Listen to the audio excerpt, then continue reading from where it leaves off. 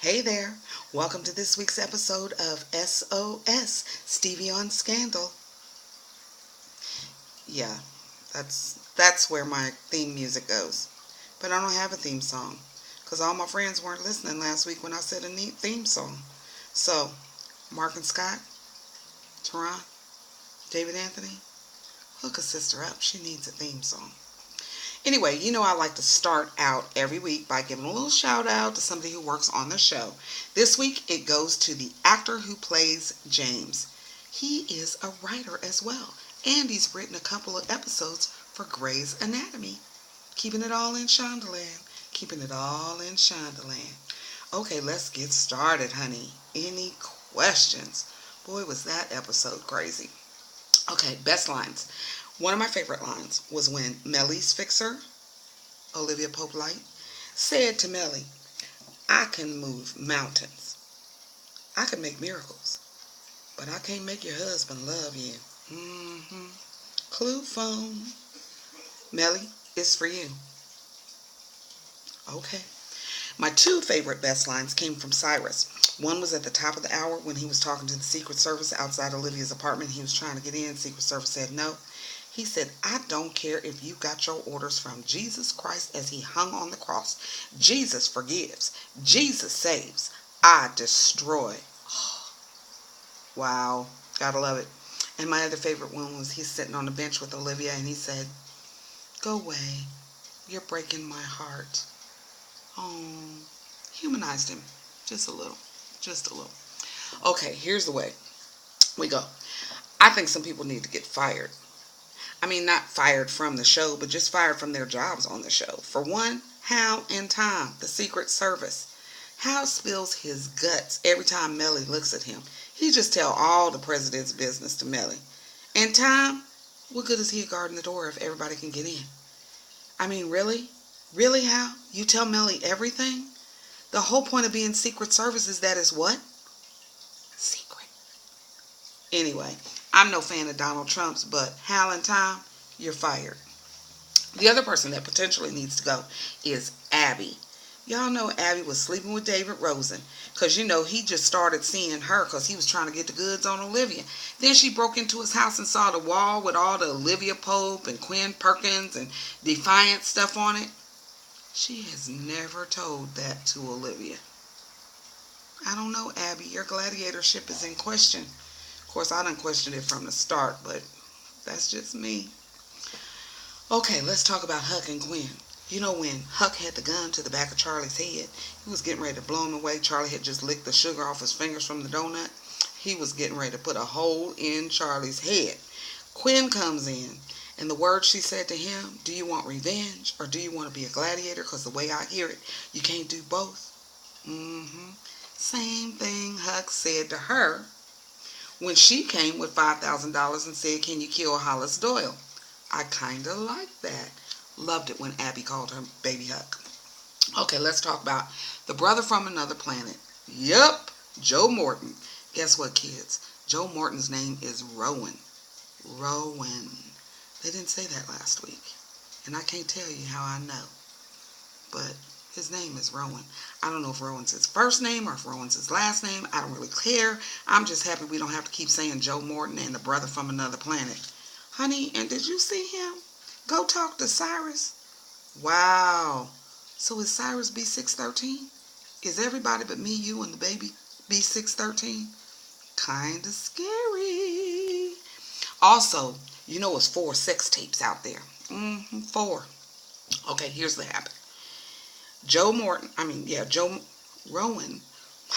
Rowan said to Jake, is there a tape? Jake said, yeah. He said, bring it to me. Now, if Jake ain't gave him one and didn't keep one for himself, that's 2. Now, Charlie, he said, Charlie has a tape. Charlie got a sex tape. That's 3. But then, when Rowan was talking to Cyrus, and he said something about the sex tape, and then he looked at Cyrus and he said, you already have that tape, don't you? Why haven't you used it? Okay. I don't know how Cyrus got it, but that makes 4 sex tapes out there. That's an awful lot of sex tapes floating around. Let's talk about Cyrus and James. Wow. Did he give James a tongue lashing or what? Some of y'all felt sorry for James. I read the boards. Y'all was felt sorry for him. He was crying. It was, a little sympathy. But guess what? I think James deserved it. Because, James is always trying to clown Cyrus in the press conferences. That's right. He always in there. Wait a minute. I need to ask another question. Well, technically that. James, keep your home life and your personal life separate. That's what you need to do. I didn't feel sorry for you. I didn't. Now, David Rosen and Billy Chambers outed as the mole and the mole's helper. That's what I'm calling David Rosen, the mole's helper. Now, when did they get in cahoots? That's what we need to talk about. Because I think, personally, that whole setup with the dead girl in the dead naked girl in David Rosen's bed, I think that was all part of the setup. He started back when he first started talking to Abby. That was all part of the setup. You can't think I think Olivia's too stupid to know that, do you? Yeah, I didn't think so. Anyway, I think that's crazy, and I think they need to get that together because, see, that's why Abby needs to lose her job. She ain't told nobody. So, did you hear Jake? Jake. That's what we didn't talk about. Jake. Are y'all kidding? I go on and read the boards, and all y'all still like Jake. You think he's a good guy. Okay, he works for B613. Nothing about that says good guy. Nothing about that says good guy. And did you hear that creepy thing he said to Olivia? I want a lot of things he gets to have first. Yikes. Are you kidding me? Jake and Olivia? Please. Okay. I do have some questions, though. That was Fitz's last line at the end of the episode. Any questions? And I do have some questions. Shonda, when do we get the real Olivia Pope back? You know the my gut is never wrong, Olivia Pope. The I'm very good at my job, I'm not bragging, it's just a fact, Olivia Pope. When do we get her back? Because she done went missing in action. I just need to say, we started watching because she was that Olivia Pope. We forgave her for having a messed up personal life. But now her business done got messy. No. You need to fix that, Shonda. And another question I have is, maybe I don't have any more questions. Yeah, that sounded like 2 questions. Anyway. So, here's my predictions for this week. Now, I've been saying for 2 weeks, Cyrus, you need some Zen because you're going to have a heart attack. You're going to have a stroke. Well, if you saw the teaser, you saw Cyrus laying on the ground and my prediction came true. I knew it was bound to happen. His pressure was way too high. So, that's the one. Now, the second thing, if you've talked to me, you know I said Olivia's going to get kidnapped on the season finale and we have to go all summer. I said it. If you talk to me, you know I did.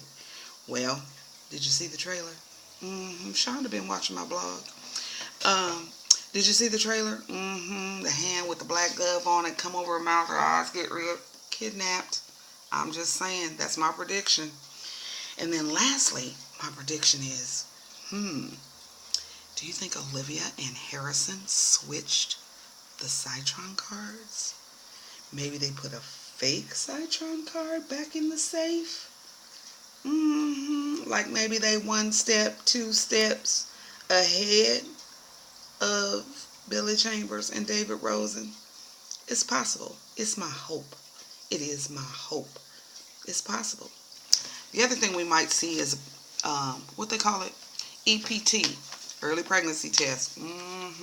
I'm just saying that would throw a lot of things into the mix because you remember the night she got knocked out and got a concussion, she was with Jake. Then no less than a week later she was with Fitz. What a mess. I'm still worried about America's baby. I don't think that's Fitz's baby, and he loved that little boy. Anyway, that's Stevie on Scandal for this week. I can't wait to get back with you next Tuesday. Don't forget Scandal at 10 p.m. on ABC. Yeah, no theme song. Would have been playing right there.